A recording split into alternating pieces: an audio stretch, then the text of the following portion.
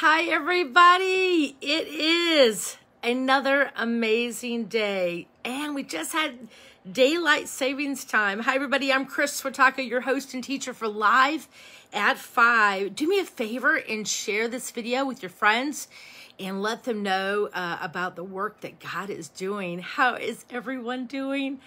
I was so happy to have the extra hour. This morning I woke up normally on time. Hey, Sherry.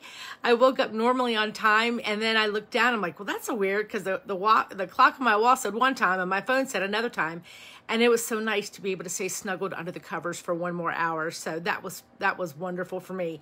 So how's everybody doing tonight? Very thankful for another week to be able to come to you. This past weekend, I had a couple friends to come over and help me with something. So we have this storage building that we use to store all of our supplies for Labor Day, our big retreat that we do every year.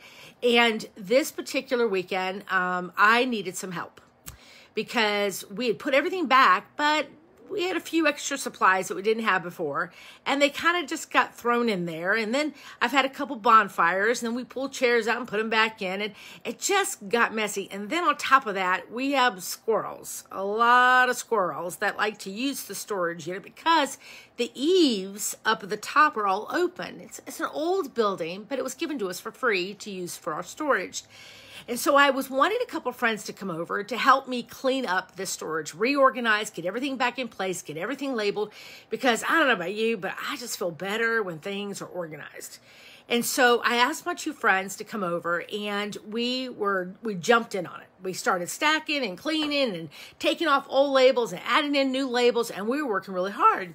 And so while I was talking to them about the storage issue, I said, the reason why I really, part of having you here is, we really need to get every single thing in a box because I have a squirrel problem. And they really, really like to come in, and they stay there. They stay through the winter, especially. They get out of the cold, the rain, and there's nuts everywhere and the remnants of the nuts. But on top of the nuts, they like to eat through other things, plastic, hard plastic, and soft plastic, and paper, and fabric. And so this past year, I've had a lot of casualties of things that I really liked. And so I don't know how to get rid of these squirrels. And I was telling the ladies about the situation. Hi, Tessa. Hey, Michelle. And so I said to myself, you know what? I'm going to do some research online. Like, we go to Google, right? So I went to Google, and it said, put up mothballs, but I do not like the smell of mothballs. You know what I'm saying? That's nasty. And then it said put vinegar, and then put pine sol, and then you could put cedar chips and all of these things. But understand, this is a pretty big building, and there's like 24 eaves that are openings this wide. And so I'm thinking, do I have to get up on a ladder and put, chemicals on the top of all of these eaves to keep the squirrels out? And so I was just talking with the ladies like you just talk. And then Renee suggested, she says, well, Kris, why don't we put some type of mesh up in the window? And that'll keep, the squirrels from getting in.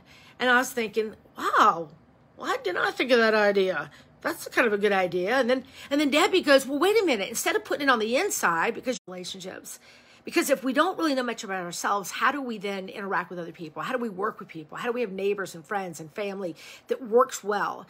We find a lot of people are not really serving in their calling, and a lot of people don't really know why they are the way they are. And so instead of going, I want to figure this out, maybe I get along better with these type of people because I'm this kind of person, or maybe this is why I shut down, or this is why I get angry.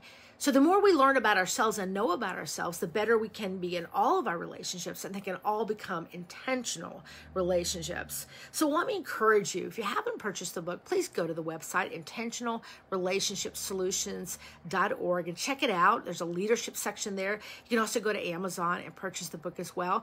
But I have something, before I close out in prayer, I have something to tell you about Labor Day. Woohoo! Guess what? Next year's theme is going to be intentional relationships for singles. Yay! And we've made some changes. The website is up. We don't have the prices yet. Registration will start around January. And so we'll give you more information as we get closer to that. But our special guest is my co-writer and great friend, Pastor Dan Houck. And he is going to be here. A lot of you are super excited because you've never met him. You've watched him on video. And his wife will be with him. And we are, oh my goodness, we are so blessed next year. Got a lot of the team coming back and some